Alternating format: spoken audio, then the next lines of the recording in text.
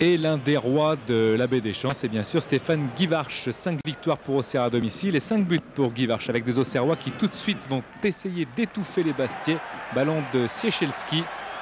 Ciechelski choisit Bernard Diomède, bien sûr titulaire. Le centre de Diomède et Steve Marlet qui a surgi pour couper la trajectoire du ballon. Il inscrit là son deuxième but de la saison, deuxième but consécutif. Il avait marqué à Strasbourg au stade de la Méno. Steve Marlet qui est arrivé dans le dos de Franck Jurietti pour marquer et tromper Éric Durand. 1-0. On joue les premières minutes, les toutes premières minutes de ce match. Sierchevski. Réaction de Bastia.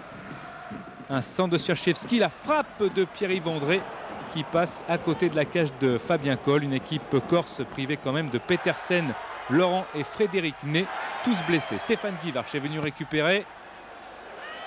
Longue transversale. Agbo frappe un petit peu contrée. Et puis Diomède à la limite du hors-jeu. Le centre. Guivarch l'attendait ce ballon. Il n'a plus qu'à le pousser au fond des filets d'Éric Durand.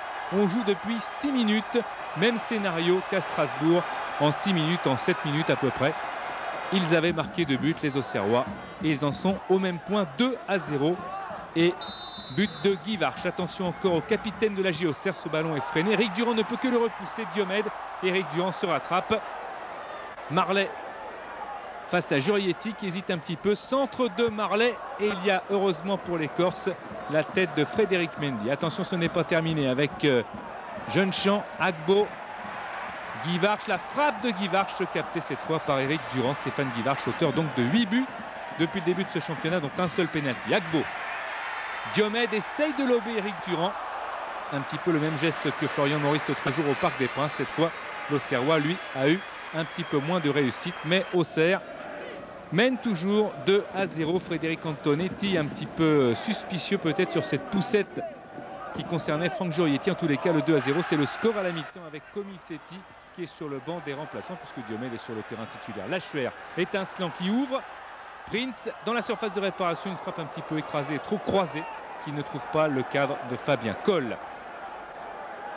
Toujours très virevoltant. Prince n'est pas assez réaliste. Les Corses toutefois vont essayer de dominer la deuxième période. Ce ne sera pas facile puisque Diomède s'échappe. Il a résisté à Morlaï Souma. Il voit dans l'axe mais il préfère frapper. Éric Durand est impérial comme il l'avait été à Geoffroy Guichard. Ça avait été le grand artisan du match nul des Corses à Geoffroy Guichard. De Guerville est rentré sur le terrain avec Ousmane Souma également. De Guerville avec ce ballon qui revient dans la surface de réparation. Agbo, Ousmane Souma et Fabien Coll qui répond, qui avec Grégory Coupet est très certainement l'un des grands gardiens de ce début de saison.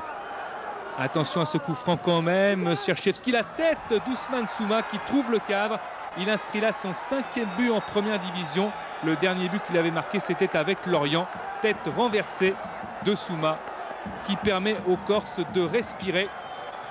Ils vont vouloir évidemment égaliser. Les Corses, ils se ruent à l'attaque, mais ils s'exposent évidemment aussi au contre de la J Auxerre. Avec ce centre, Guivarch qui protège bien, Carnot qui va frapper. Et Éric Durand parade une nouvelle fois magnifiquement et sauve son équipe du pire.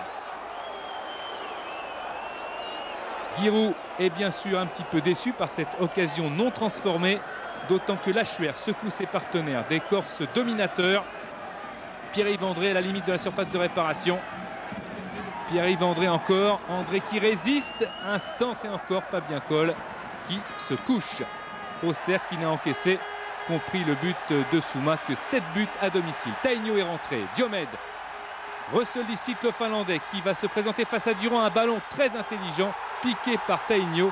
Il permet aux Finlandais de marquer son 3e but de la saison après se réaliser contre Sedan et Le Havre et surtout d'asseoir définitivement la victoire d'Auxerre. 6 matchs à domicile, 6 victoires. C'est un véritable sans faute pour cette équipe de la J Auxerre.